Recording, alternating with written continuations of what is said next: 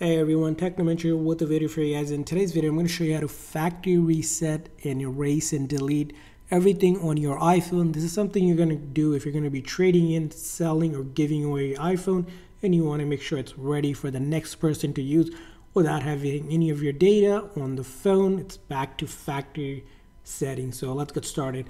Now, one thing I do highly recommend is that if you're going to be doing this and you want to keep a copy of your data, either go ahead and back it up or move it over to another iPhone. You can use iTunes or iCloud backup, which we explain in another video, but do consider backing it up because once you do this, it cannot be undone.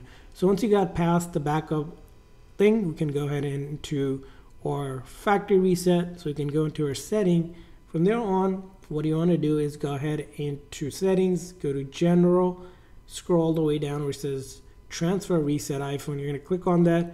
Then click on erase all content and settings, and then you're going to hit continue.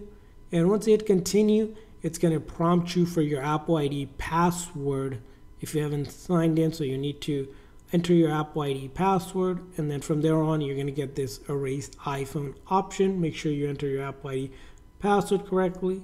And once you click on that, it will begin the factory resetting, and it's going to show up like this. Now, this is perfectly normal. What you want to do is make sure you see this through, process through. It'll show the Apple logo. It will load up the screen a few times, but it is just doing the process of doing a factory reset back to factory setting.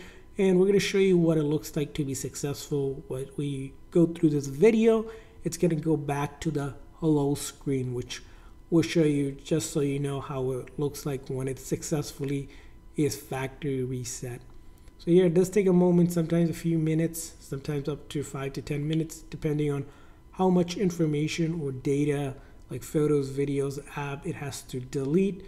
But during this process, also make sure that it doesn't die on you. If the battery dies or shuts down, the process will not be complete. Just simply make sure it's connected to a charger. If your battery is running low, generally you want 50% or so battery whenever you're doing this, or just simply see it through that it completes. And this is in real time, so I'm not skipping forward, but if you want to check what it looks like when it's successfully done, you can skip forward in this video, but we're going to keep on waiting just to show you in real time how long it takes to do a factory reset on your iPhone 16 Pro Max or any iPhone that you have on the latest iOS 18. You can follow the same exact steps.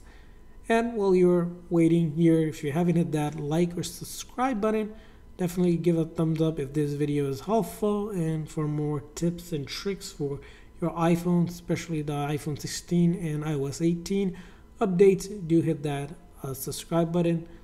And without further ado, let's see if this finishes on us any moment now.